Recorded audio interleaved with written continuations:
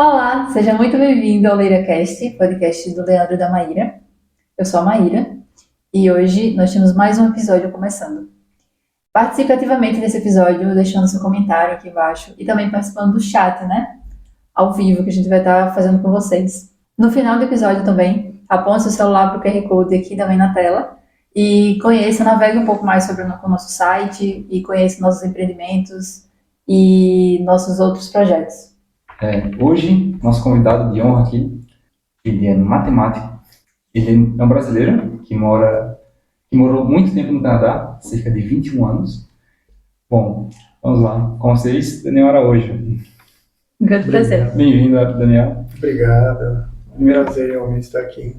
Primeiramente, antes de começarmos, se apresenta um pouquinho, fale quem é o Daniel, de onde são as suas raízes, como é que você chegou aonde você é hoje. Essa é a pergunta mais difícil. Pergunta de entrevista de emprego, é a primeira coisa que você pergunta. A história é comprida, né? Porque são 66 anos de vida, né? Graças a Deus. E, enfim, sou natural de São Paulo, capital. Meus pais também, apesar que meu pai nasceu em Ribeirão Preto, né? Mas minha mãe de São Paulo. E, enfim, tive uma infância dentro de um lar cristão. Meu pai metodista, minha mãe católica. Meu pai tentando convencer minha mãe de ir para a igreja dele, e minha mãe não querendo saber. Até que eles acordaram, na verdade, que os filhos, né, eu sendo o primeiro, iam ser criados na igreja católica. E por tradição, né, principalmente do lado dela. E depois, quando adultos, que se quiséssemos mudar, né, de religião, aí seria outra questão, né? Então, eu sou mais velho, tenho a minha irmã, que é 5 anos mais nova do que eu. Então agora ela já vai ficar preocupada, porque eu acabei de falar a idade dela. Uma continha rápida. Eu tenho um irmão também, que aí a diferença é grande, são 15 anos de mim, né? E aí já a relação também já não era tanto de irmão, era meio entre irmão e meio pai, enfim. Mas enfim, essa é a origem, né? Família pobre, enfim. Meu pai foi terminar o que era o ginásio, a 8ª série, né? Depois que eu nasci, para depois estudar contabilidade. Enfim, uma vida de lutas, né? Mas sempre com apoio também das famílias, tanto do lado do meu pai como do lado da minha mãe. Então, o meu avô, pai da minha mãe, português, tocava bandolim, tocava violão, enfim, se interessava bastante por música, apesar que ele não estudou música formalmente, mas ele tocava. E eu pedia sempre para tocar o bandolim dele, né? Bandolim parece com o quê? Eu nunca vi, não sei o que é bandolim. Ele é menor, né? Ele é desse tamanho mais ou menos.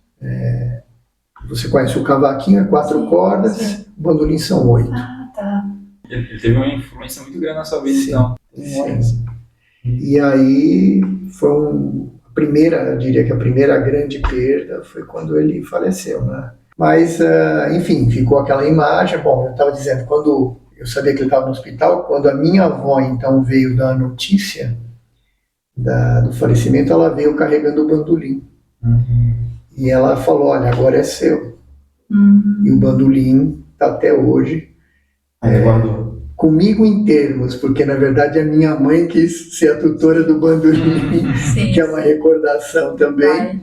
Só um adendo, você estava fazendo tudo isso para aprender a tocar violão, e aí eu pergunto, quando você era criança, quando você começou o ensino médio, o ginásio, o Daniel queria ser violonista, é violonista que chama, né? Queria ser violonista ou queria ser outra coisa? Eu não sabia o que eu queria ser. Você só foi indo. Na verdade, quando me perguntavam o que você quer ser quando era bem criança mesmo, eu quero ser bombeiro ou padre. Mas assim, e nesse período? Mas eu não tinha noção. Você foi... eu fui motivado pelo meu avô, né? E quis terminar. Você quis concluir aquilo que você começava. Eu estava cansado no 4º ano, mas com a proposta de já ter uma E profissão finalizar, você... e de ser um professor, ótimo. Então, 2 entendi. anos eu fiz um acordo, um deal ali, entendi. de tentar fazer isso. E também pensando em homenagear meu avô, porque eu pensei, poxa, me formar em violão, se ele soubesse, ele ia ficar muito feliz, né? E como é que funcionava em relação aos seus pais, por exemplo? Porque quando a gente vai fazer vestibular, alguma coisa assim, os pais sempre tentam empurrar a gente para fazer ou direito, ou medicina, ou engenharia, né? Faça alguma coisa assim. Quando você disse que você queria, por exemplo, tentar finalizar e ser um professor de violão, o que é que eles Então, falaram? eu não pensava, aí não pensava em fazer ainda uma carreira. Você Eu queria... estava em música, eu estava, na verdade, já na carreira. Eu já tocava convidado em lugares. Eu era bem novo, canhoto, chamava atenção. E aí me formei. Com quantos anos? 16 anos. 16 anos. E aí estava no ensino médio isso ainda? Isso, eu Tava estava no finalizando. ensino médio. Aí a proposta que eu tinha era de tentar uma bolsa no exterior para continuar como músico, como concertista de violão. Tinha a proposta de ir para a faculdade já de música como ouvinte, porque eu não tinha o 2º grau, então... Mas eu já tinha, então, uma profissão, né, como professor. Nesse meio tempo, que eu fiquei meio ocioso, eu achei interessante xadrez.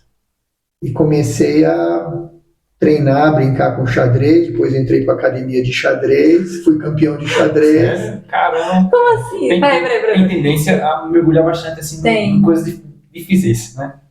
E aí, foi a música que levou você para o Canadá ou foi outra coisa? Não, não, mas o que acabou acontecendo nisso foi que estava pensando em engenharia civil, mas aí no caso entrar na Poli, né? Que era, enfim, o alvo ali de muita gente também, né? O que aconteceu, né, nesse meio tempo aí, se batizaram eu, minha mãe e meu pai. Meu irmão era pequenininho ainda, tinha uns 2 anos, então ele não estava no tempo ainda. Não estava no tempo. E participava bastante, né? Inclusive trouxe aqui, né, para mostrar essa primeira Bíblia. Na verdade, não é a minha primeira Bíblia, mas é uma Bíblia que eu guardei, diria a segunda, talvez, que quem ganhou foi meu pai. Tá o nome dele aqui, Irani Grelha Araújo.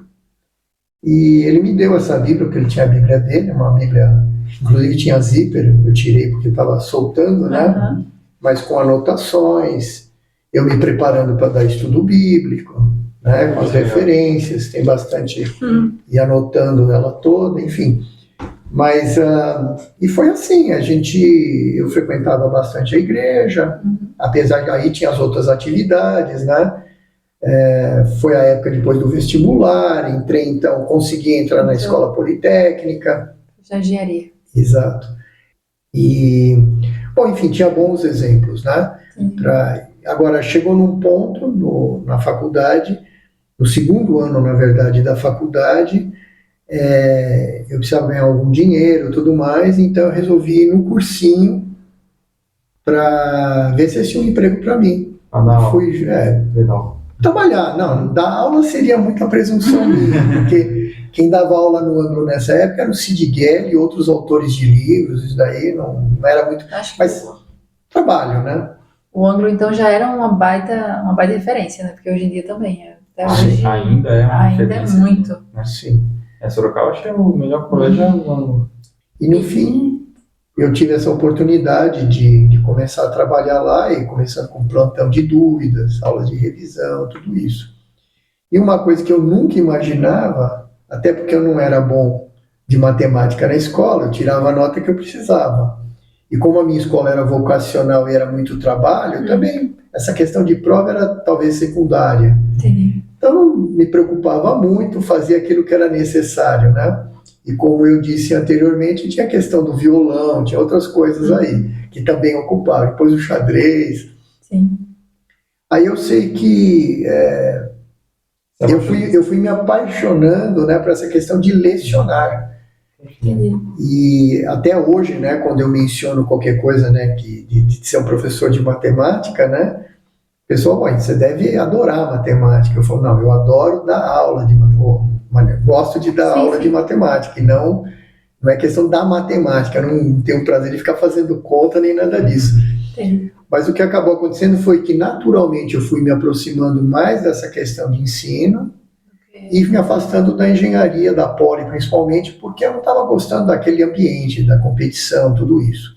Tem pessoas que, enfim, se dão muito bem, e eu que era uma pessoa bem competitiva, isso mas, que eu ia perguntar, mas por que naquele isso, não? ambiente, porque, na verdade, até dou um exemplo, o pessoal lá vem perguntar, isso eu estou falando na minha época, Sim, no sim. meu grupo, Sim. isso não é geral. Sim. O pessoal vem perguntar como você está, não é para saber se você está bem ou mal, é para saber se ele está melhor ou pior que você. Então, é um ambiente assim. E eu nunca formei patotinha, sabe? E tinha muitas situações lá que o pessoal, enfim, fazia qualquer coisa para passar numa matéria.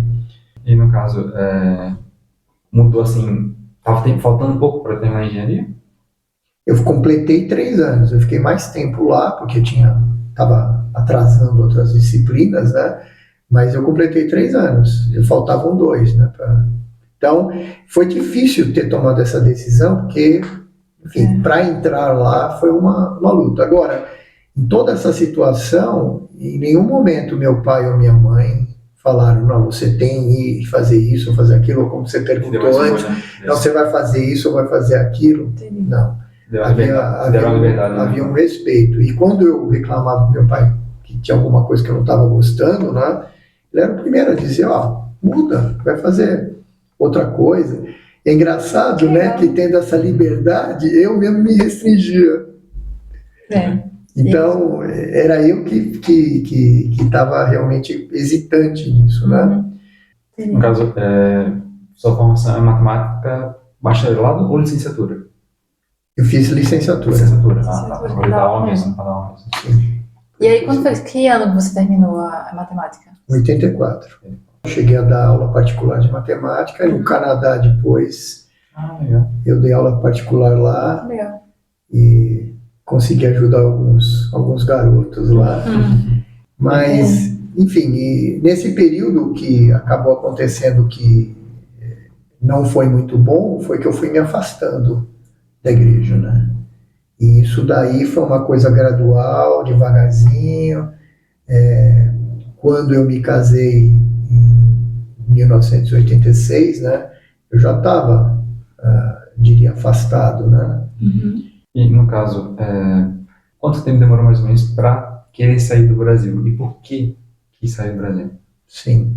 Então, eu fui trabalhar então no Itaú, cheguei a ficar 1 ano e pouco, eu estava tendo um plano econômico, isso e aquilo, então chegou uma hora que eles não queriam implementar aquele plano, apesar de que estava pronto lá o credit scoring. Sim. Fiquei meio entediado, em 86 eu entrei na pós-graduação da GV, e lá um colega falou do Grupo Santista, que é a Bunge, né, na verdade. Na época, acho que eles tinham 120 empresas no Brasil, e todo ano eles selecionavam pessoas do mercado, né, para um programa de trainee de gerência. Me candidatei, eu já estava até um pouquinho acima da idade, mas eles me consideraram. Entrei nesse programa. Foi cerca de talvez uns 2 anos mais ou menos. E depois, então, tive a oportunidade de trabalhar no laboratório farmacêutico na Lilly. Nesse meio tempo, minha irmã, que sempre gostou de inglês, estudava, tudo mais, foi fazer secretariado, etc. Teve a oportunidade de viajar para o exterior. Apesar de ser mais nova do que eu, ela gostava dessa parte do idioma e começou a ter essa possibilidade de estudar, inclusive fora, né? Ficou um tempo na Inglaterra. Foi ela que alguém conversou com ela sobre Canadá. Nesse processo, em 89, ela recebeu o visto e foi. Quando ela foi a hora que eu considerei conversar com a minha esposa de a gente entrar no processo também. E, inicialmente, minha esposa realmente não gostou muito da ideia. Ela é do interior, é de Boituva, e fica longe da família e tudo isso, complicado, né? A primeira coisa que te pergunto, mas você já tem emprego lá? Eu falei, não, você é louco, então. Mas assim, desculpa, a motivação de ir foi, beleza, sua irmã já tinha esse envolvimento, mas por que sair do Brasil? Eu Era qualidade de vida que você buscava? Era alguma coisa?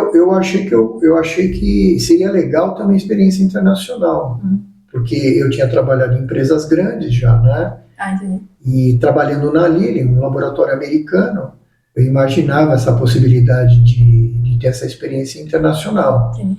Se iria viver lá para sempre ou não, isso eu não pensava. Tinha filhos já nessa época? Você foi? Sim, já tinha, né? Quando nós fomos em 92, o Gabriel, que era o mais velho, estava com 5 anos e meio e o Renato com 4 anos. E também era um momento então oportuno, porque eles não tinham começado a ir na escola ainda. Então, era um momento bom para eles começarem a ir na escola já no Canadá. Entendi.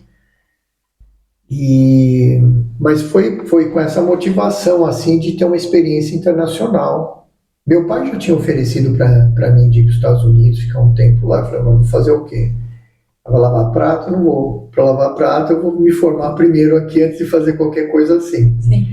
Mas eu acho que eu não tinha, na verdade, muita ideia. Não é como hoje que você tem a internet aí, né? Para você pesquisar e tudo mais. Então, uma coisa que eu acho que é muito recomendável é que quando você pensa em viver em outro país, que você faça uma pesquisa muito profunda. E não é simplesmente você ver quem está falando bem. Tem que pegar os comentários piores, né? Porque o que acaba acontecendo é que tem muita gente ganhando dinheiro oferecendo coisas, né, serviços, isso e aquilo, para quem quer ir. E mesmo no caso do país, se o país está querendo atrair imigrantes, ele não vai falar mal de coisas por desafios. E eu acho que existe aí uma diferença, né, da vivência que esse pessoal tem trabalhando dentro do consulado, que depois eu vinha trabalhar mais tarde, e do que você passa como imigrante. Isso não é culpa de ninguém, mas é uma situação de mercado que talvez se eu tivesse vislumbrado ou visto isso, talvez eu tivesse puxado o freio de mão. Vamos esperar um pouco mais para melhorar a questão econômica do país. Porém, não dá para a gente pensar no e se, né? Não existe isso. Então, naquela situação, foi procurar tentar bater na porta de bastante gente. Foi graças a uma pessoa que trabalhava com a minha irmã, ela trabalhava na Unilever. Outro detalhe importante, né? Você vai imigrar, você está buscando uma colocação, não necessariamente tem a vaga no teu nível. Eu fui aconselhado a não mencionar que eu já tinha uma pós-graduação. Porque senão você é considerado overqualified. E aqui também. Mas aqui você não percebe muito isso, lá mais, né? Sim. E eu fui teimoso e botei a pós-graduação. Então, quando eu estava apresentando meu currículo para a gerente do banco, e ela não tinha nenhuma posição para um pós-graduado, ela travou na hora de ver meu currículo. Entendi. E ela ficou em silêncio. E eu percebi isso e eu lembrei daquilo que tinham falado para mim. E aí eu tentei corrigir e falei para ela, olha, eu estou aqui com a minha família, tenho dinheiro para mais 2 meses aí, e a gente gostaria de ter essa experiência. Então, o que você tiver aqui, eu estou disposto a pegar.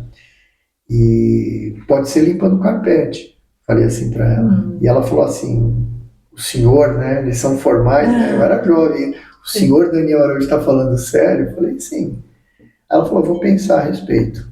Mas foi por um triz que eu quase não consegui pegar isso, por uma teimosia minha, sendo que foi dado esse conselho para mim. Entendi. Então, aquele negócio da autossuficiência, né? De você achar, na hora eu vou explicar que isso, que aquilo. Eu não estava, na verdade, querendo que fosse uma posição alta, mas eu tinha que começar de algum jeito. Eu trabalhei nesse banco durante uns 3 anos e depois tive a oportunidade de conversar com uma ministra de Desenvolvimento Econômico de Ontário, porque ela era uma representante, deputada federal da minha área. Sim. Através das crianças, um amiguinho deles era afiliado da assistente dessa ministra. No fim eu falei com a assistente falou, acho que você deveria falar com a ministra. E no fim eu acabei conseguindo falar com ela, expus, falei, olha, eu estou aqui para tentar fazer alguma coisa melhor até do que eu faria no Brasil. E até escrevi, porque eu achei que eu ia engasgar na hora de conversar com ela. Ela me recebeu tranquilamente no escritório dela. Uhum. E ela fez uma proposta, falou assim, por que você não desenvolve um trabalho aí mostrando oportunidades de negócio entre Brasil e Canadá? Porque ela disse, eu não conheço nada de Brasil. E ela era ministra de Desenvolvimento Econômico de Ontário, que é a principal província do Canadá. Sem desmerecer as outras, mas em termos de tamanho e de economia. E eu aceitei, né, aquilo, sem saber o que eu ia fazer, né? Falei, tá bom, então... Que legal. E aí ela falou, bom, então, Daniel, daqui 2 semanas você me entrega, tudo bem? Qual era a ideia? Era levar, então, isso para o gabinete dela e meu nome ia começar a circular. Então, ela estava pensando em agitar alguma coisa. Sim. Nem ela sabia ao certo, mas o trabalho iria ajudar ela, de alguma forma. E poderia me ajudar no sentido de que eu começaria a ficar conhecido. Sim. Eu não tinha contato muito com os brasileiros lá, que vivia já ali em Toronto, porque o pessoal mora mais para o lado oeste, e eu morava para o lado leste, que é mais canadense, tem outros imigrantes ali para aquele lado, mas os brasileiros ficam perto dos portugueses e italianos, que é do lado oeste da cidade. Olha só. E, bom, aí o que acabou acontecendo foi que estavam ocorrendo algumas reuniões de brasileiros para montar uma entidade, que hoje, para todos entenderem aí, seria equiparada a um LinkedIn presencial. Legal. Então não havia internet A internet veio no final de 93 para 94, começando aí com Netscape e outras coisas aí, né? A fase atual da internet, né? Estava começando nessa época. Então, a ideia de montar uma entidade brasileira, aceitaria também membros canadenses, mas com a ideia de fazer um networking de profissionais aí que estavam chegando no Canadá, como eu, como o outro. Então tinha gente que estava mais tempo, menos tempo, tudo mais. E essa motivação de criar esse network entre Brasil e Canadá é porque tinham muitos imigrantes brasileiros lá nessa época já? Então, ou era isso a motivação? Sim, e estavam vindo, né? Isso era 94, né? Eu chegando lá para falar com esse pessoal e ainda dizer que eu tinha ido falar com a ministra, que o pessoal falou, não. Jogando tudo de uma vez, assim. Tipo assim, será que esse cara tá falando a verdade ou tá inventando coisa, né? Mas aí quem estava encabeçando essa nova iniciativa aí era o Ademar Altieri, o Erson Gonçalves. E o Ademar foi para o Canadá quando era criança, depois fez carreira aqui. Ele, na época, no Canadá, ele era o diretor da CBC, que é o canal de televisão e de rádio oficial do governo, uma posição bem alta, pessoa com uma formação incrível aí. No Brasil também ele teve atuação, então ele viveu um pouco aqui, um pouco lá. Ele chegou a trabalhar na Globo como repórter, ele montou a equipe do SBT de reportagem. Currículo. E ele que estava encabeçando isso junto com o Erson, né, essa iniciativa que depois a entidade veio se chamar Brasilnet, e eles gostaram, né, da ideia e apoiaram, e a coisa foi crescendo, pessoas ouvindo falar, querendo participar. Nem todo mundo ali acreditou muito, ou queria ter um trabalho de fazer alguma coisa. Na época, um esforço grande de juntar informação, né? Não sabia nem o formato que eu ia usar. Isso tudo foi assim, né? Montar o avião, né, em voo já, né? Como se diz, né? Entendi. No fim de 2 meses, a gente concluiu, né? Depois de revisão e tudo mais, mas nesse meio tempo, o consulado do Canadá de Toronto quis participar, o embaixador do Brasil ficou sabendo que quis participar. Que realmente é muito boa, né? E até colocou uma pessoa para fazer a revisão final, que eles queriam ter a garantia de que as informações ali estavam precisas. E a gente entregou esse trabalho. Aí, em vez de ir sozinho falar com a ministra, quando eu fui a primeira vez, nós fomos em 10 pessoas. E junto com eles estavam representantes do Banco do Brasil, que tinha um escritório em Toronto, que também era uma referência, junto com o consulado, o escritório do Banco do Brasil para negócio. O que acabou acontecendo, que esse senhor vendo, enfim, meu trabalho, o que eu estava fazendo, aí eu recebi o convite de trabalhar com o Banco do Brasil lá. Então, saí do Banco Português, eles se conheciam, o presidente do Banco Português e o representante do Banco do Brasil, os dois tiveram que negociar ali, porque o do Banco Português não gostou muito, mas a posição que eu comecei, né, voltando um pouco no Sotomayor, que ela tinha disponível para me oferecer, era de caixa. E part-time, 3 vezes por semana só. Não dava para pagar nem meu aluguel. Nossa. E Imagina. eu aceitei, acreditando que Ia melhorar. ia melhorar de algum jeito. Então, depois de 2 meses, aí surgiu uma oportunidade na contabilidade. Depois me deram para cuidar da parte de compras. Aí depois o gerente de sistemas saiu, me ofereceram essa posição. E eu cheguei a um ponto de controlar toda a parte de sistemas do banco. Poxa, que legal. E é uma parte mais administrativa, né? Não precisava programar nem nada, mas ele já tinha um AS400 lá, que é um computador que depois o Itaú também tinha. Mas aí depois no Banco do Brasil era mais essa parte de comércio internacional. Outra coisa que também o meu batismo ali foi no sentido de fazer o trabalho, né? Com a ajuda dos colegas. Teve uma repercussão grande. Eu lembro de noites ali de teclando, minha esposa querendo dormir, eu lá no computador. Mas isso vai dar alguma coisa? Eu falei, não sei, mas eu vou fazer e ver o que dá, né? Então são coisas que a gente vai fazer. As crianças foram se adaptando também, escola. Era isso que eu queria saber. Como é que você, hoje, assim, como é que você consegue comparar Brasil, Canadá? Quais são as coisas, assim, que o Canadá é melhor e em que o Brasil é melhor, digamos assim, de forma geral? Aí você está me botando a fogueira. Não, é legal eu entender isso. Eu sou canadense e brasileiro. Não, é a pessoa certa para falar. Então, O que eu você acho acha que tem, eu acho que isso, não, a verdade é que é bem subjetivo isso, porque são experiências. Minha irmã teve uma experiência no Canadá diferente da minha, esse início dela principalmente, tá? Então, se você chega no Canadá com emprego, tua empresa transferiu, coisas do tipo, é uma coisa. Outra coisa é como aconteceu comigo e com outros. Sim. E eu acho que o meu caso tem maior número de pessoas que acontece o que aconteceu comigo. Também acho. De ter que começar numa posição Sem bem. dúvida. Então, eu já com o que eu tinha no Brasil, querer trabalhar de caixa, sem menosprezar o trabalho de caixa, ninguém ia me considerar. Eu falo, pô, você tem uma pós-graduação em finanças, você quer trabalhar de caixa por quê? Eu ia ter que gastar uma saliva ali para convencer o cara. Sim. Né? Mesma coisa quando você está numa posição de diretor, por algum motivo você deixa de ser o diretor, e você fala, eu preciso trabalhar, quero ser gerente. Não, gerente não, se é diretor, então tem que ser diretor ou para cima, né? Enfim, acontecem essas coisas. Mas assim, é outra cultura. Mas é uma cultura boa? Tipo assim, a qualidade de vida é boa, a saúde é boa, a educação dos seus filhos é melhor lá. Então, eu diria assim, a questão são médias. Tá. Então, quando você compara estatísticas e médias, o Canadá é superior em muita coisa. Mas tem coisas que, na minha cabeça, não tem razão de ser daquele jeito, poderia ser melhor. Entendi. Você fala, puxa, mas melhor que o Brasil? Não é melhor que o Brasil, pelo menos igual ao Brasil. Então, eu vou te dar um exemplo. O sistema de saúde é universal.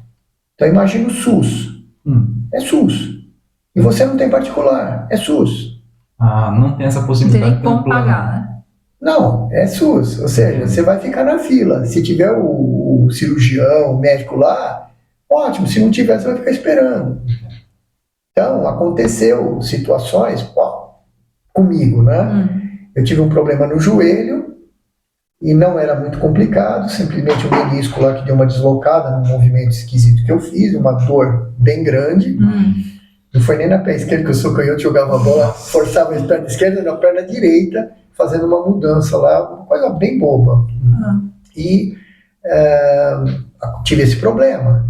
Então tinha que ter um procedimento cirúrgico, não para remover o menisco, nada, mas para tirar uma rebarba ali, que ele saiu fora do lugar e estava atrapalhando o movimento. Demorou 1 ano. Caramba. 1 ano. E se eu chegasse e falasse assim, não, mas eu quero fazer a cirurgia, eu vou pagar. Não tem essa opção. Puxa. Pesado isso aí. Então, outra situação, meu filho estava passando mal, vamos para emergência. Isso eu estou falando coisa de Toronto, Sim, Calgary, isso aí vai variar um pouco. E ele estava passando mal, tudo mais, e fomos para emergência. Nós chegamos no hospital, um monte de gente ali esperando, aguardando a triagem. Aí algumas enfermeiras lá, mas elas não podiam fazer a triagem, tinha que ter um médico, só que os 2 médicos que estavam no hospital estavam cuidando dos casos extremos. lá no segundo, terceiro, quarto andar, sei lá onde. E lá onde estava todo mundo, não tinha ninguém para fazer a triagem, eu estava esperando ali. Então tinha casos mais graves, menos graves, tinha velhinho, tinha... E a gente ali esperando, nisso o meu filho foi melhorando, fomos embora. Depois de 4 horas, nós fomos embora, não fomos atendidos. Não fez nem a triagem. Aí você vai falar, pô, mas deu azar, hein? Você tava com azar lá. Então, de novo, tem pessoas que não passaram por isso. Sim, sim. Tem outras coisas que ocorreram boas, claro que ocorreram. Mas, por exemplo, nessa questão de saúde, a desculpa que eles dão para não ter o privado não faz sentido. Porque eles dizem que se tiverem um sistema privado, todo médico, todo profissional vai querer trabalhar no sistema privado e não no público. O que não é verdade, porque no Brasil tem os dois. E o mesmo professor titular lá, não sei aonde, que ele atende no público, ele tem um consultório dele particular ou trabalha no hospital particular. Mas por que consegue harmonizar as duas coisas? Porque existe uma regra que você vai dar aula numa universidade pública, você vai ter que dar um plantão, vai ter que fazer alguma coisa lá. Sim. Então faz parte, é normal ele ter vamos dizer, a vida profissional dele entre o privado e o público. Mas Então, aí é uma questão, são decisões políticas, né? Então, o que eu falei de médias? Você pegar índices, assim, de um modo geral, você vai ver que o Canadá pode dar de 10-0 no Brasil e em muito país nas médias. A questão que você tem que se perguntar é o seguinte, eu estou na média? Porque eu estava bem acima da média quando eu fui para lá. E, de novo, não sou melhor do que ninguém. Estou falando do ponto de vista econômico e tal. Não estou falando social, classe A, B, não. Estou falando assim. Ou seja, eu precisava fazer uma cirurgia. Tinha condições, tinha um plano de saúde e tal, fazer. É uma emergência, outra coisa. Você vai dar um jeito, pedir emprestado, fazer qualquer coisa. Mas você tem a alternativa de resolver a questão. Lá não tem. Então, isso daí é uma coisa complicada. Porque até acontecer, você não vai perceber o valor. Quando acontecer, você vai sentir. Tem pessoas que vão ficar lá, nunca vão ter essa necessidade. Tá tudo bem.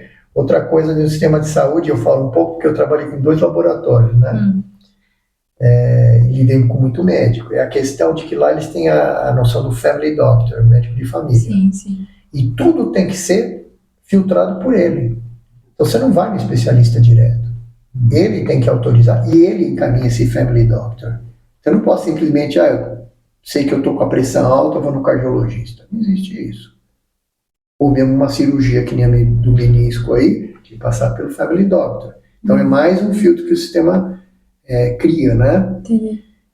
O Canadá, quando ele foi bolado e todo o pessoal bolou aquilo tudo, né? Porque ele foi bem pensado, né? Tudo aquilo como eles fizeram, esses líderes já não estão aí faz tempo, né? Então é claro que qualquer sistema com o tempo ele vai se degenerando.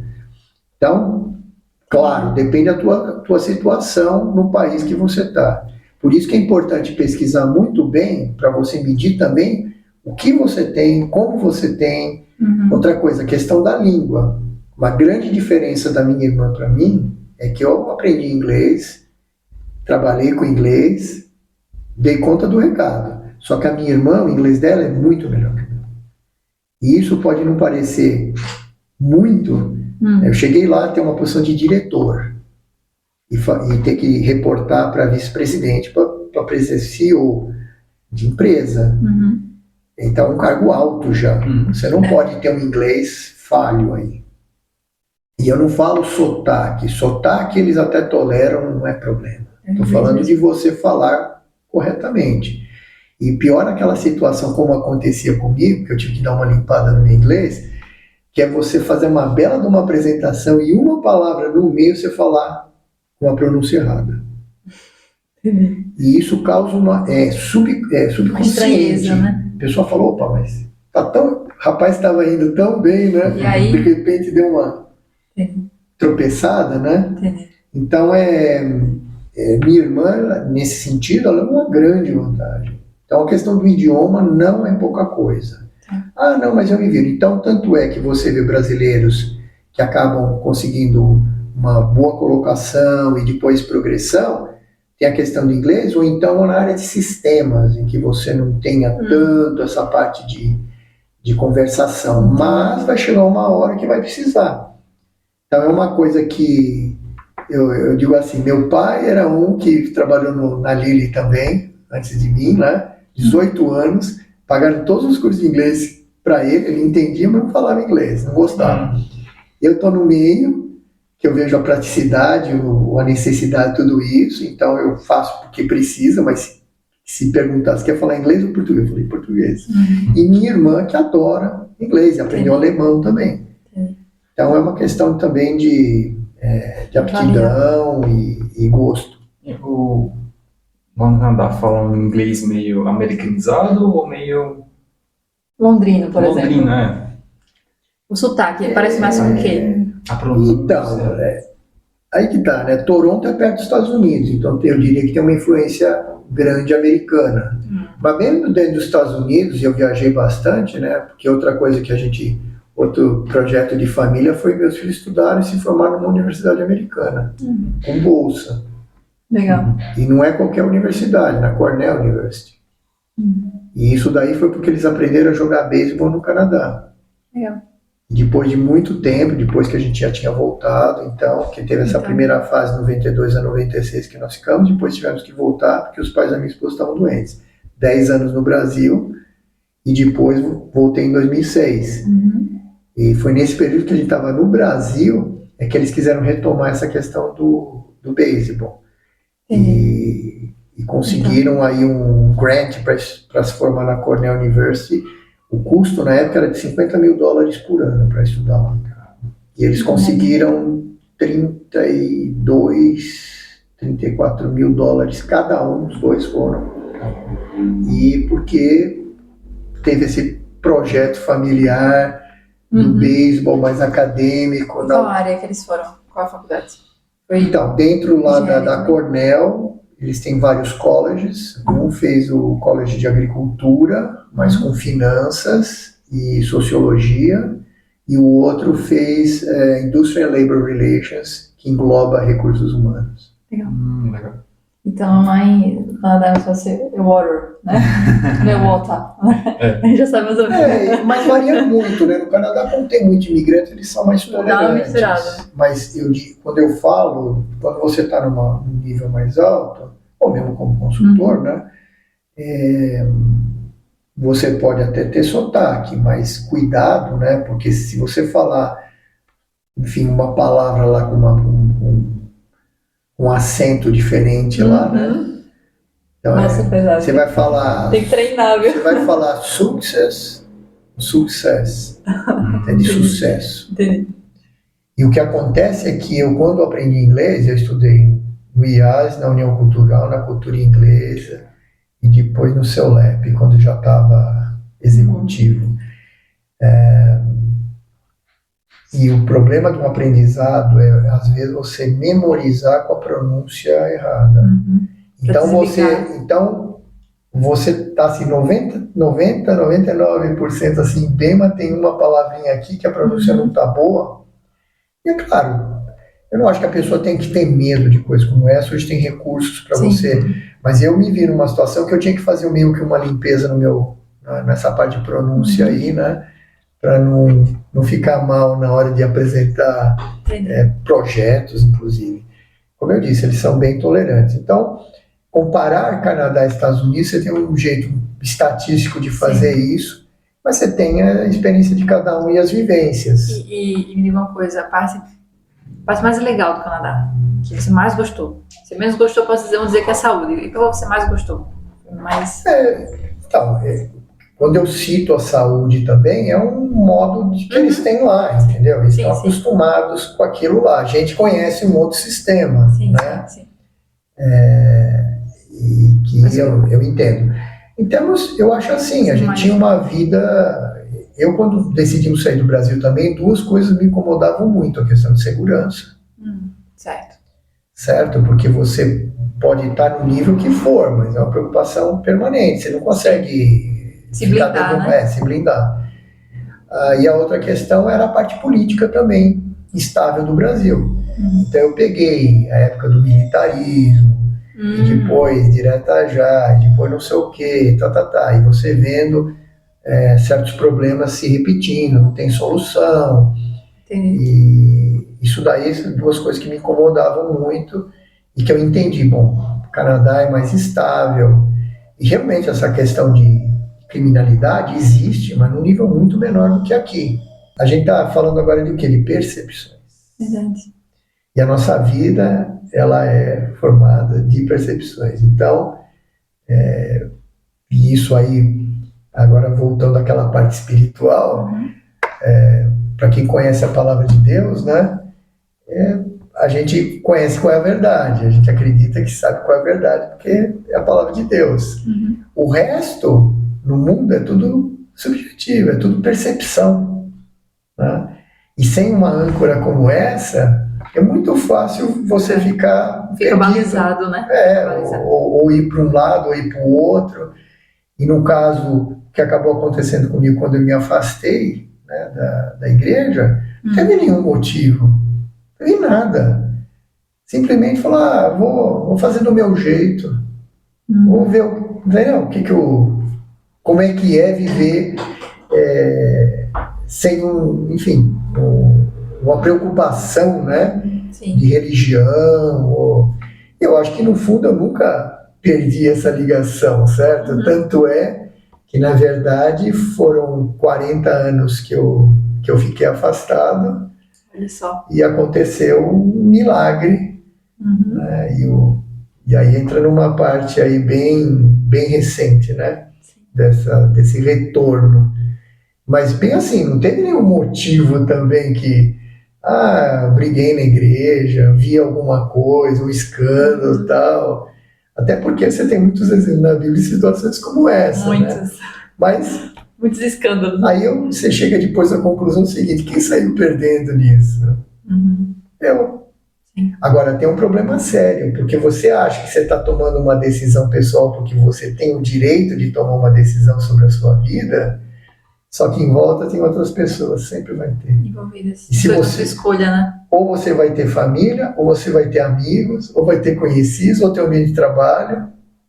E aí o que acaba acontecendo, e eu vi, e foi muito doloroso, né? Eu ter visto como esse meu afastamento de Deus, de ter uma comunhão com Deus, abriu a porta para um monte de coisa ruins para mim e para quem estava à minha volta. Poxa. Não é uma decisão pessoal, mas as consequências não são pessoais.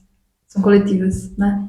Então, tem na Bíblia a história, né, a parábola do filho pródigo, né, que alguns falam, não é sobre o filho, é sobre o pai, né? Ou sobre os dois, sobre os Sim. três, né? O pai e os dois filhos, né?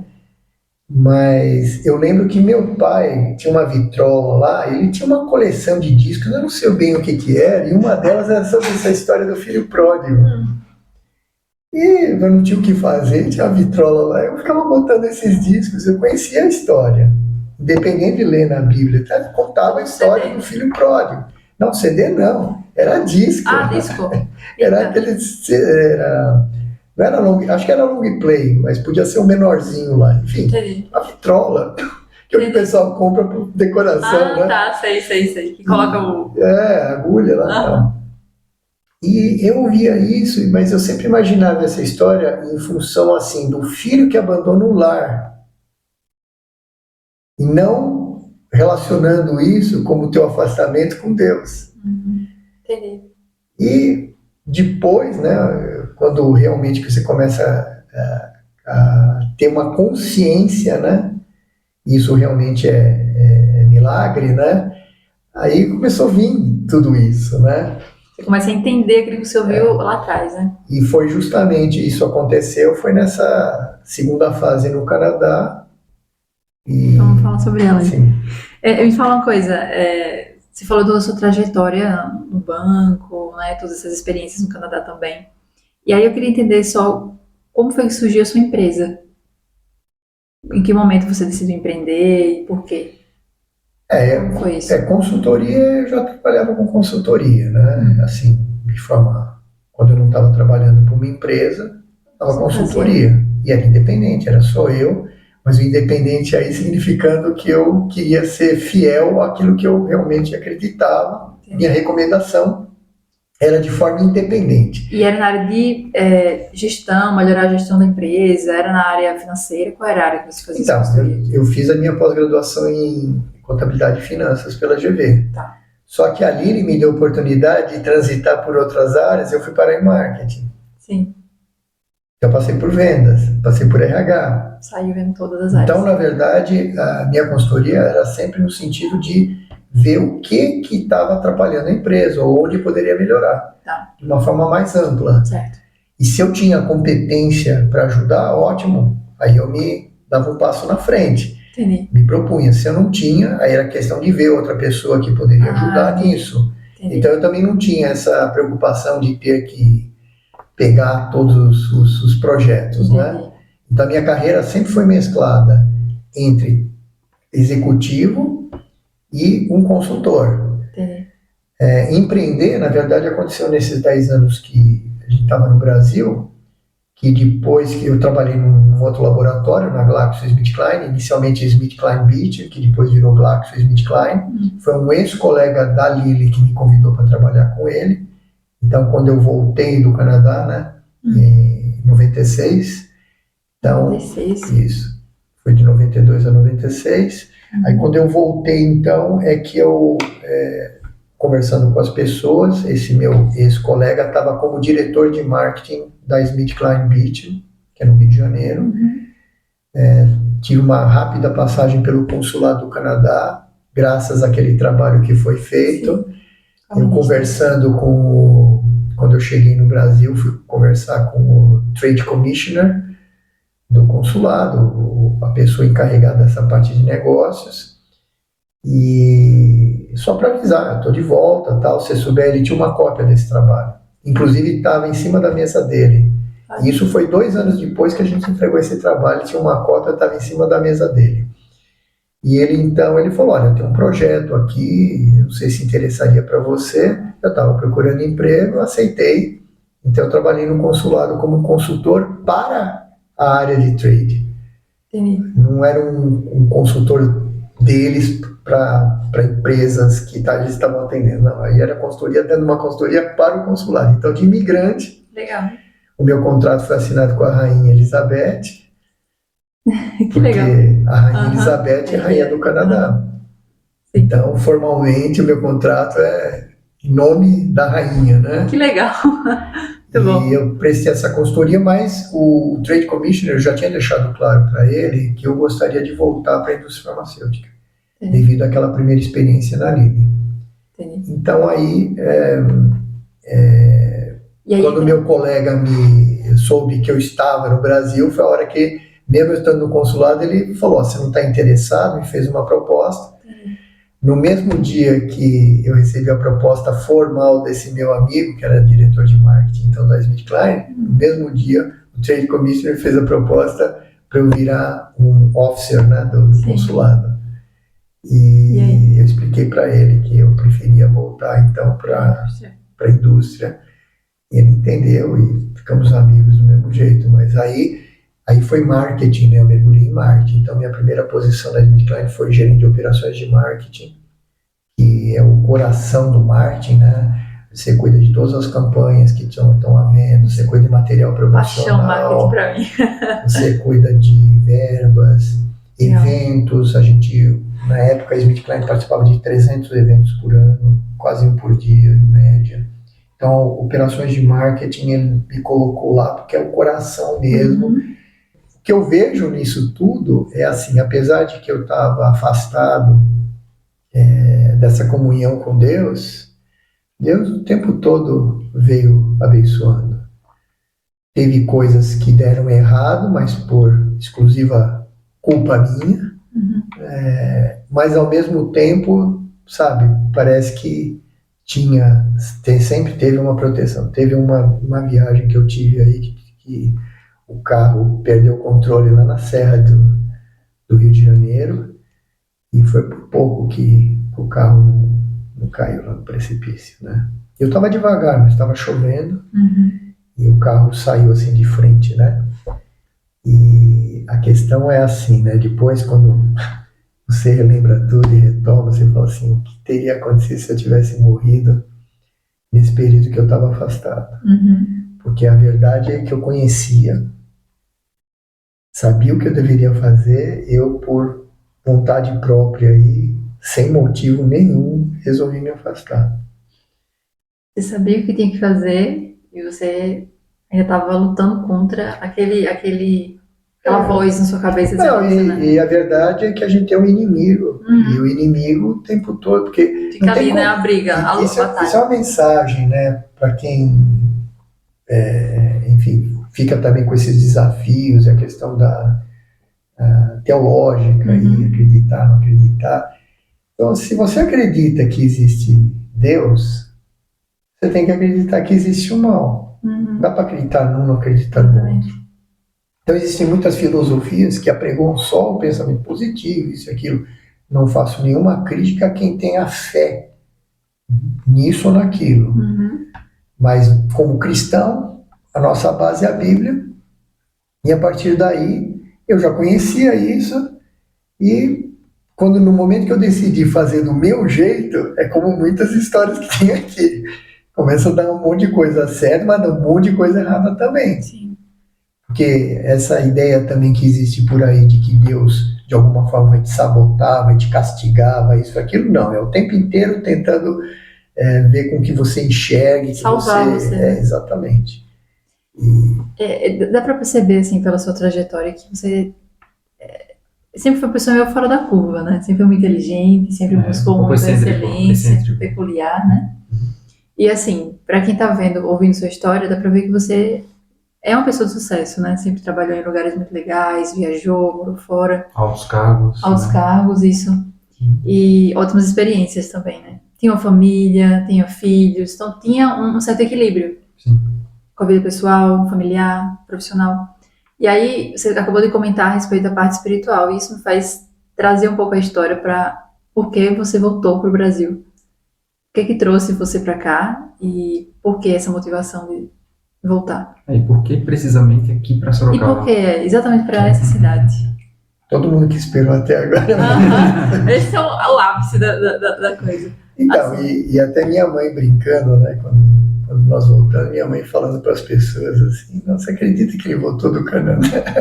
E as pessoas curiosas em relação a isso, Sim, né? sim. E o que eu posso dizer é o seguinte, nos últimos, vamos dizer, 18 meses, se alguém contasse essa história para mim, eu ia falar, não, você bebeu alguma coisa, você tomou alguma coisa, você está viajando aí. E esse sucesso que você fala aí e tudo mais, eu acho que uma coisa é você olhar com os nossos olhos, né? E é bacana as pessoas falarem, poxa, mas você fez isso, fez aquilo, né? E realmente dá essa impressão. O problema é que tem outras coisas, e esse lado espiritual, e coisas ruins que aconteceram. Eu como agente de coisas ruins. E começamos a elaborar um plano aí na nossa cabeça de minimalista, né? Tipo, se livrar de tudo que a gente tem, porque os filhos casados, netos já tinham nascido, então a vida tá tocando, beleza. Então quando pintar o inverno aqui, vamos pro Brasil, que no Brasil ainda tem os parentes, minha mãe, meu irmão, meu pai faleceu em 2015, a gente fica um pouco no Brasil, foge do inverno, depois quando voltar para o Canadá, fica uns meses com o filho, fica uns meses com o outro, então você já está eliminando o que aí, né, nessa brincadeira? Casa, carro, tirar a tal neve lá, Trabalho. enfim, móveis. Você vai simplesmente agora usufruir, a partir daí de um certo ponto, o fato de que você chegou nesse ponto, né? E era o que estava planejado. Só que, na verdade, o casamento não estava bem, eu não tinha uma paz interior, tinha um peso de culpas aí, mas tudo isso sendo minimizado também. Não tinha caído a ficha disso. Tava encobrindo, tava uma coisa meio mascarada. A gente está ocupado, está fazendo as coisas, está tocando a vida. Você se considera uma pessoa ruim, se perguntasse para mim? Não. Mas tinha um monte de lixo aí, certo? Bom, O que começou a acontecer foi que também a gente começou, eu e minha esposa, a se interessar pela parte de saúde. Mas a gente pensando nessa parte alimentar, tudo mais, vendo vídeos, isso e aquilo, a gente decidiu, não, vamos tentar colocar em prática algumas coisas. Me ocorreu, né, eu lembrei que nesse período que eu estava afastado, quando eu ia dormir algumas vezes, vinha um trecho da Bíblia que eu nem lembrava onde estava mais. Mas vinha o verso certinho, porque Deus amou o mundo de tal maneira que deu seu Filho unigênito para que todo aquele que nele crê não pereça, mas tenha vida eterna. Isso vinha, eu não sabia onde estava mais. Como eu disse, minha Bíblia estava guardada. E eu dormia. Então, no decorrer desse tempo, veio isso. E eu não sabia o que era. Nessa ocasião, depois, então, minha esposa assistindo, começou a vir todas essas coisas. Foi todo um processo.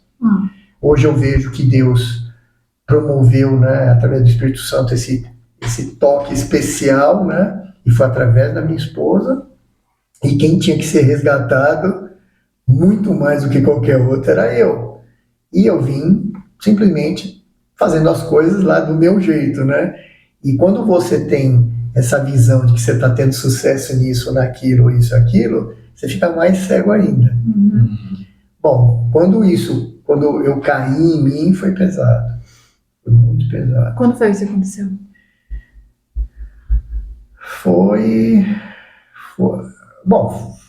Foram vários meses, né? Mas aconteceu um episódio que marca assim, essa transição?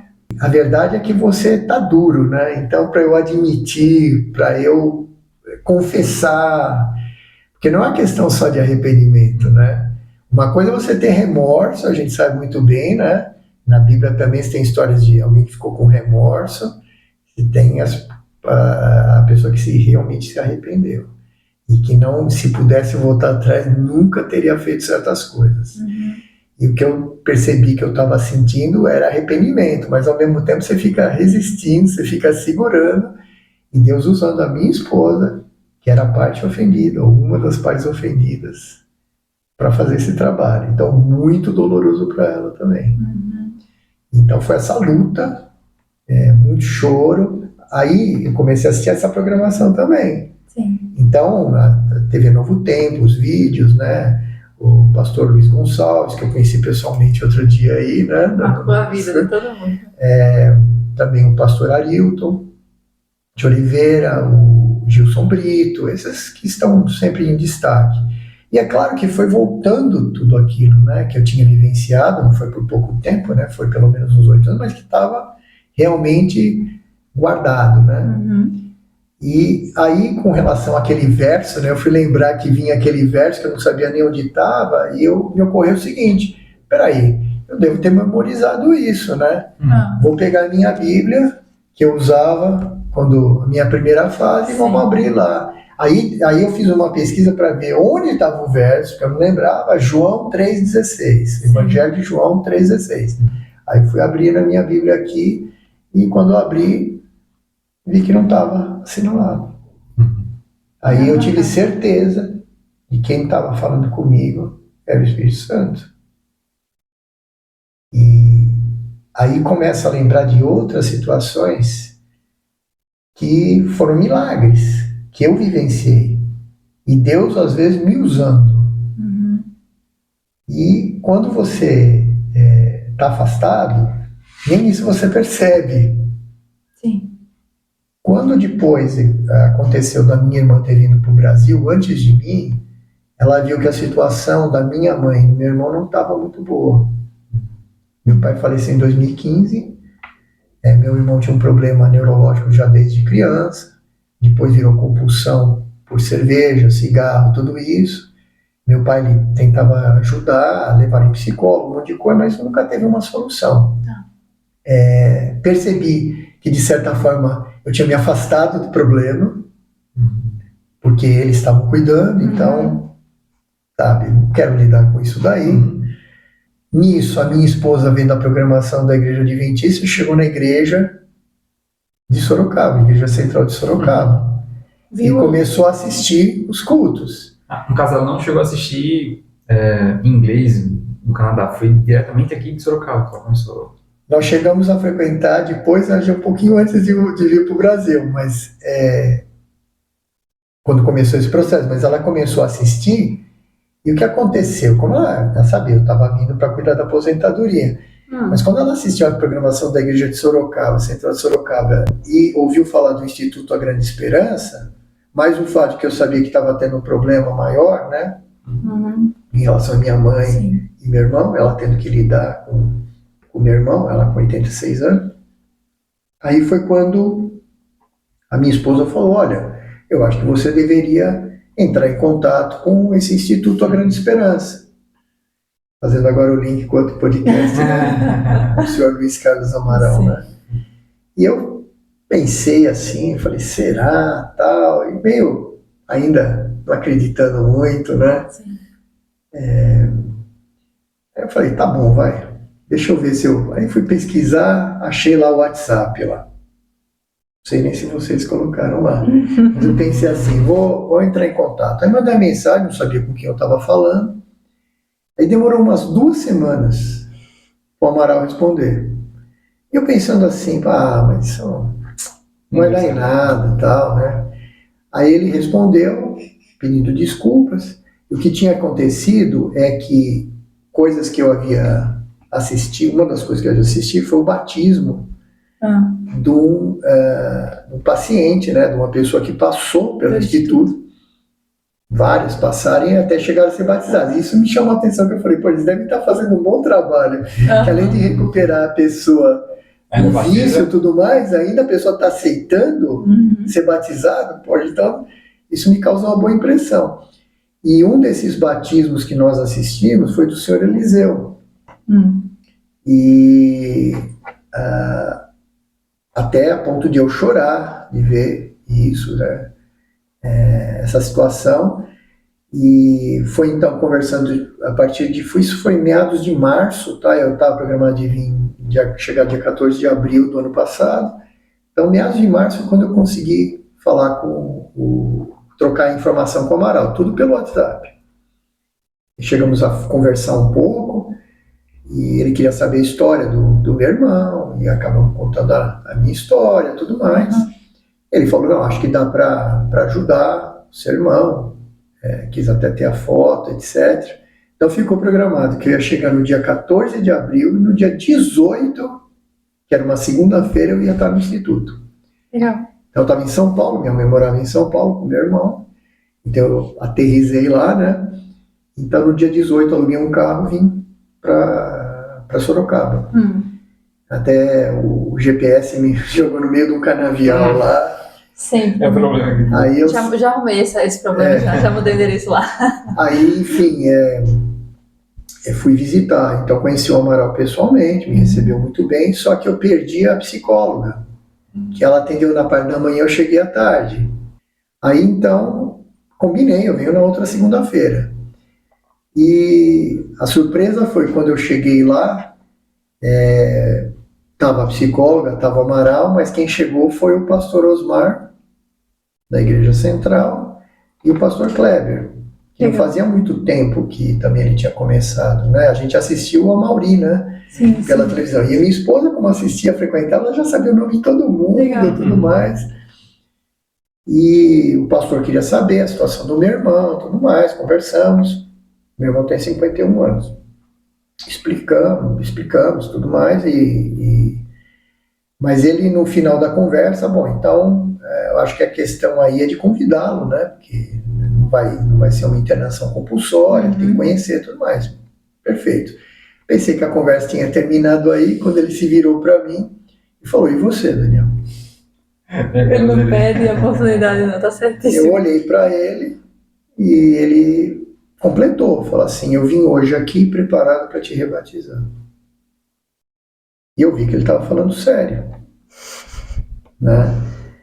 Ou seja, ele iria fazer um rebatismo na piscina, que é batismo por imersão, na piscina do Instituto. Então, quando Jesus fala de você tomar a sua cruz, antes ele fala de você se livrar do seu eu, né? E o que aconteceu foi que isso veio também, né, essa necessidade, E então a resposta para o pastor, como é que foi? Né? Ele ficou olhando para mim, tipo assim, eu vim hoje preparado. E eu pensei que eventualmente eu teria uma conversa com o pastor sobre a minha situação. Sim. Eu não tive a oportunidade de conversar com ele antes para falar nada. Ele veio preparado. Ele falou, eu vim hoje preparado para te rebatizar. Ou seja, o Amaral contou a história e ele orando também, ele deve ter percebido a urgência que havia. Uhum.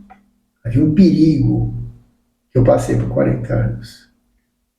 E mais um dia podia ser fatal. Uhum. Então era urgente mesmo. E eu falei para ele 2 palavras, estou pronto. Aí pularam em cima de mim, me abraçaram, né? O Amaral primeiro, e choramos, né? Choramos juntos ali. E aí o pastor fez a proposta, falou assim, podemos fazer isso aqui, porque ele estava sério, ele veio preparado. Uhum. E eu nunca vi um negócio desse, né? Então eu falei, Deus está trabalhando aqui de uma maneira surpreendente, né? E ele falou, podemos fazer isso aqui ou podemos fazer na igreja. Eu acho que o seu testemunho é importante para a igreja, para outras pessoas que vão assistir. Sem dúvida. E ele inicialmente pensou que poderia ser feito no sábado, depois foi que no sábado já tinha 2 batismos, então vamos fazer no domingo, dia 1º de maio. Uma coisa que a gente sabe que o pastor Osmar já de assistir outros batismos que ele gosta de fazer, é falar, suas férias terminaram. Então, dia 1º de maio, minhas férias terminaram. E coincidiu com o fato de que foi o início de uma semana, ou de uma série, né, do último convite. Então, ó, você vê, Só falta. 2 mensagens aqui ticadas, tem uma terceira só aqui para ticar. E levando para o lado bem pessoal, era o meu último convite. Então, o Espírito Santo atuou durante esse tempo todo, chegou nesse ponto. Tá Nesse aí. momento. E aí, então, o batismo foi no dia 1º de maio, convidei minha mãe, meu irmão. Acho que minha mãe ficou preocupada, de ficar muito emocionada, ela não quis vir, mas meu irmão veio, a gente morando ainda lá, estava lá na casa da minha mãe, em São Paulo. E o pastor ainda falou o seguinte, eu vou colocar a tua esposa no telão, ela vai assistir o teu batismo, E foi isso que aconteceu. Nossa, imagina a emoção Então, dela lá de longe.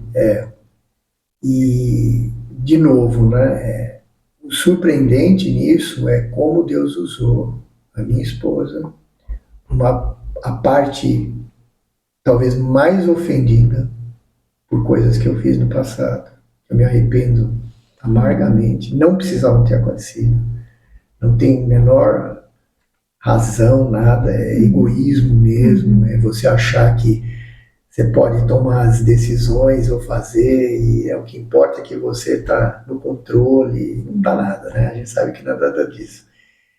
E naquele dia eu lembro que estava dentro do tanque batismal. Eu lembro da minha esposa, quando a gente tinha aquele plano original de ficar uns meses no Brasil, uns meses aqui, um mês ali, ela chegou a mencionar da gente passar um tempo em Sorocaba, que tem parentes aqui. Sim. E eu falei para ela na lata, assim, eu falei, Sorocaba? O que eu vou fazer em Sorocaba? Eu quero ir para a praia, eu quero fugir, né, do frio. Sim. Eu estava dentro do tanque, lembrei disso, ela lá assistindo, e eu ali, eu falei assim, olha só como Deus faz as coisas no momento que você entrega. E mais, naquele primeiro período que eu fui adventista, eu nunca tinha vindo na igreja de Sorocaba. Ou seja, no dia do meu rebatismo, foi o primeiro dia que eu pisei naquela igreja. Poxa. E sem conhecer ninguém, tirando o pastor Osmar, o pastor Kleber Amaral. e o Amaral. E, enfim, foi uma coisa assim, tá gravado, já assisti mais de uma vez, porque é bom recapitular. Mas não vai esquecer mais. Agora, o pastor fez um apelo naquele momento para minha esposa. E antes, olha só, antes de eu vir, acho que a gente já estava nesse processo já de voltar a ter comunhão com Deus, e entre a gente resolvendo as coisas e tudo mais, ela estava pensando até de que pudesse ter essa cerimônia junto. Eu batizar junto com ela, né? Eu rebatizar e o batismo dela. Sim. Só que eu falei, eu não sei se vai dar tempo. Eu falei isso para ela, antes de vir. Eu falei, eu não sei se isso vai dar tempo. E ela orou para Deus e entregou nas mãos do pastor. Falou, o pastor decide. E foi antes dele vir lá e propor. Eu vim para rebatizar. Isso aí é a resposta. Entende? E, enfim, tinha a questão do meu irmão, então. Aí o pastor fez o apelo para ela ali, Sim. se ela gostaria também de ser batizada. Fez assim para ela, faz assim, né? Ela fez, a gente ficou muito feliz com isso. O meu irmão estava do meu lado, estava segurando a mão ali. Foi bacana ele ter vindo ali, depois ficou me gozando, falou que minha mão estava tremendo bastante. Muita coisa junto, muita emoção, né? Mas aí tinha essa questão de convidar meu irmão, e isso já era no dia seguinte, no dia 1º de maio, então eu fui rebatizado, no dia 2 a gente voltava então para ele conhecer o Instituto. Sim. Ele veio, conversou com todo mundo, conheceu, até gostou, mas na lógica da cabeça, né, dele, de muita gente, tipo assim, por que eu vou me internar? Eu não tenho nenhum problema. E na verdade, em parte isso faz sentido, porque o problema neurológico dele é a falta de uma chavinha ali no cérebro, e isso daí, obviamente, ele não percebe a falta, né? Sim, sim. E que gera um comportamento e até as compulsões, né? Até questão de vício, né? Que a pessoa, eu bebo socialmente, não é bem assim. Enfim, os problemas aí. Mas ele então, mesmo conhecendo o Instituto, gostando, Amaral, né, fazendo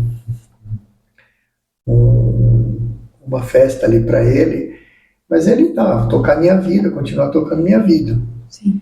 Então, e claro, minha irmã também acompanhando tudo isso. Então nós pensamos, o que nós podemos fazer é orar.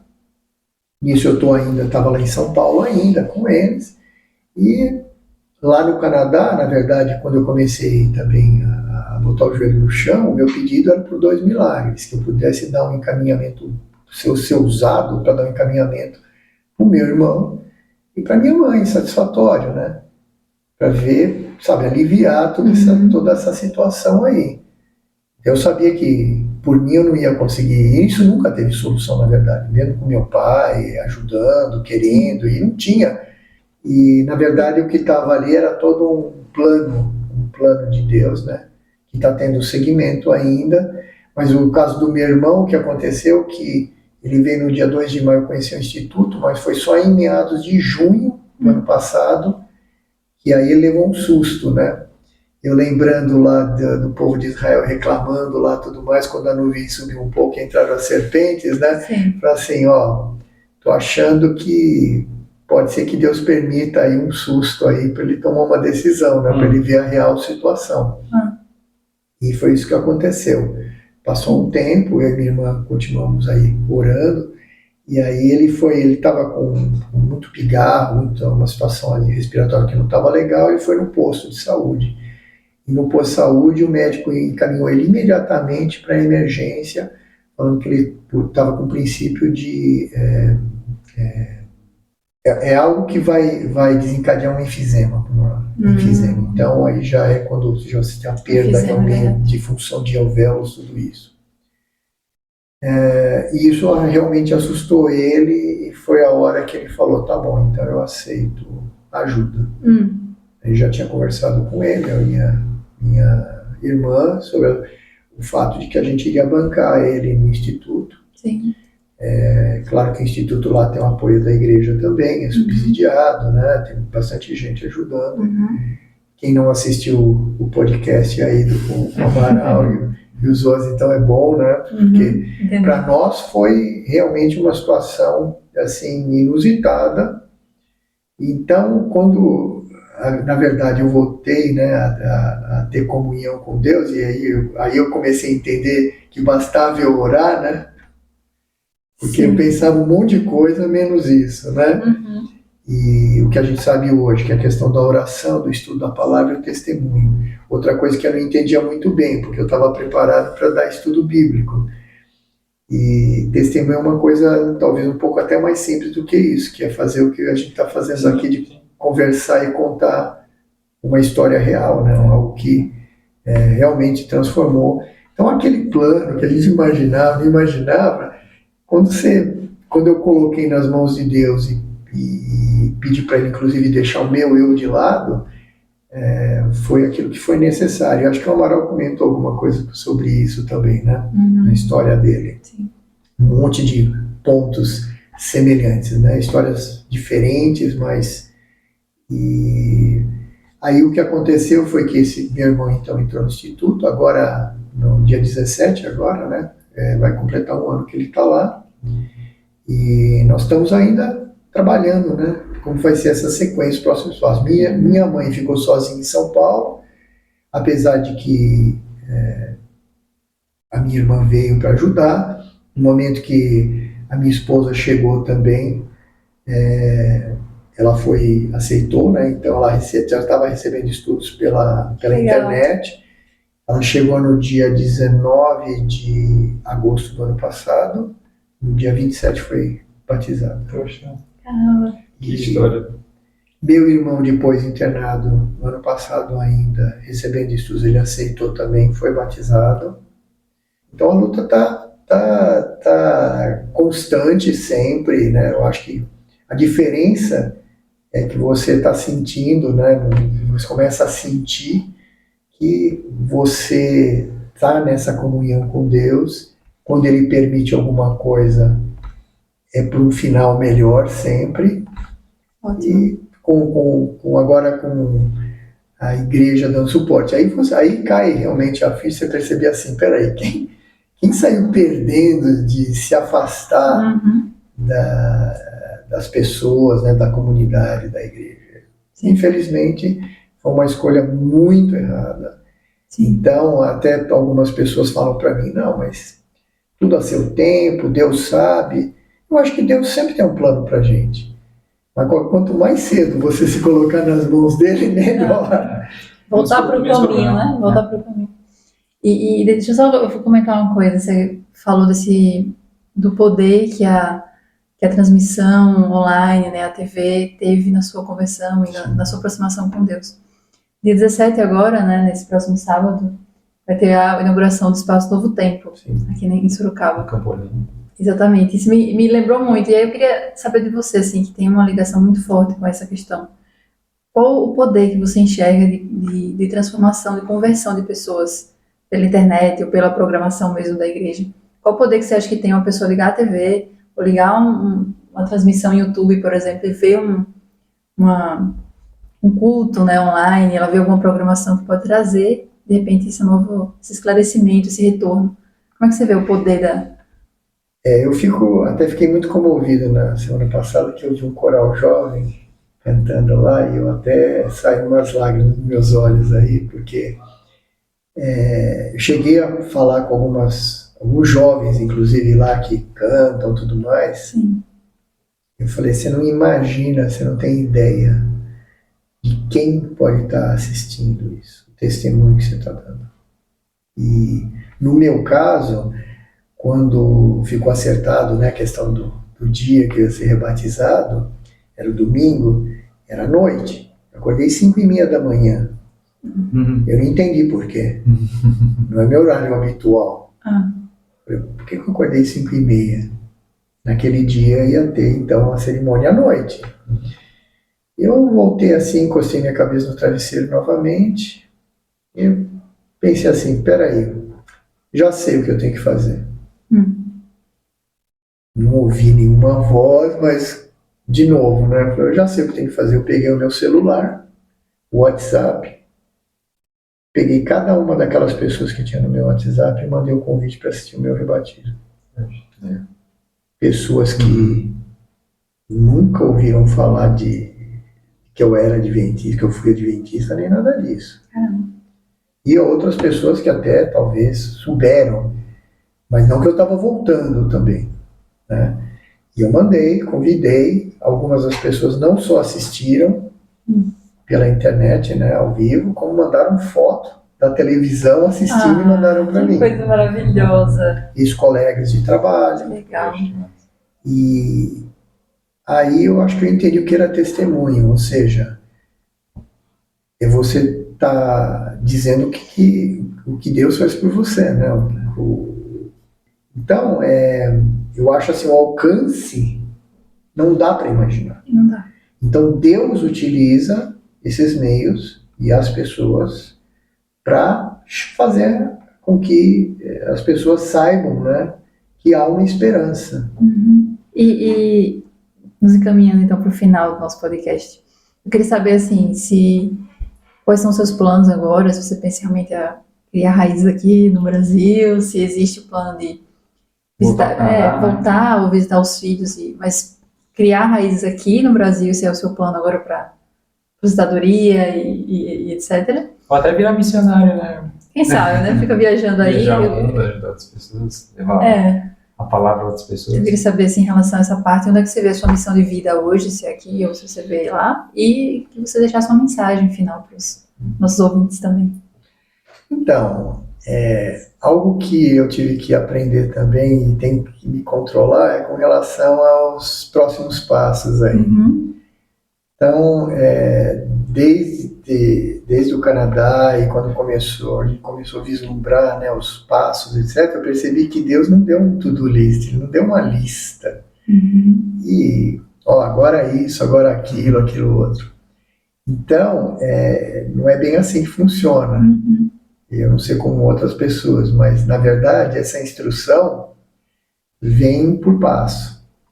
Então, o milagre que eu pedi para Deus, né, os 2 milagres, né, de eu poder ajudar, na verdade, né, com a ajuda de Deus, poder ser um instrumento para ajudar meu irmão e minha mãe, isso está em andamento. Sim. Eu não estou vendo ainda, agora acabou, não é isso. Então, eu acho que estamos aqui, não é por plano nosso, não imaginava. Se me contassem isso há 2 anos atrás, eu ia falar, não, você está sonhando, não tem nada disso, estou pensando nisso, não quero saber disso. Enfim, então a questão é assim, colocar realmente nas mãos de Deus no sentido de que se for da vontade dele, a gente vai ficar aqui. Quando você fala de missão, né? Então, eu me vejo mais dentro da missão aqui do que no Canadá nesse momento.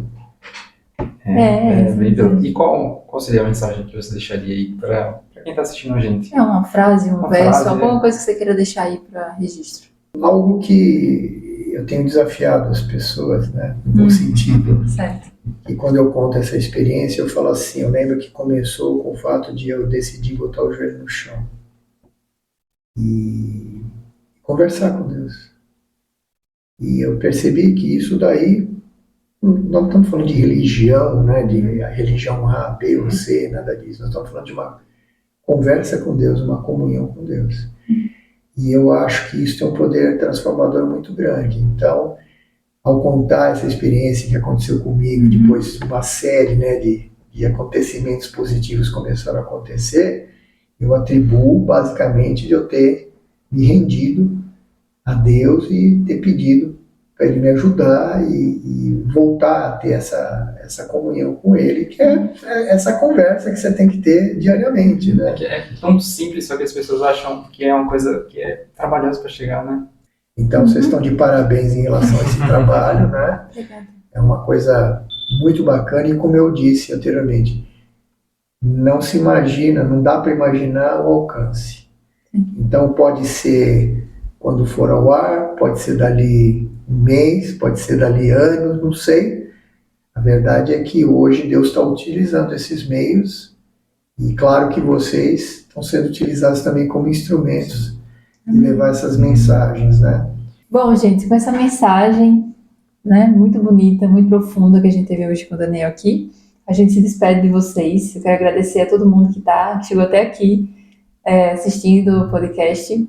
E eu quero agradecer ao Daniel por estar aqui presente, compartilhando tudo isso com a gente também. Muito obrigada. A gente sabe que não é fácil falar, abrir tanto a vida assim para as pessoas, mas eu sei que tem um intuito muito maior, que é poder ajudar outras pessoas e levar a mensagem à frente.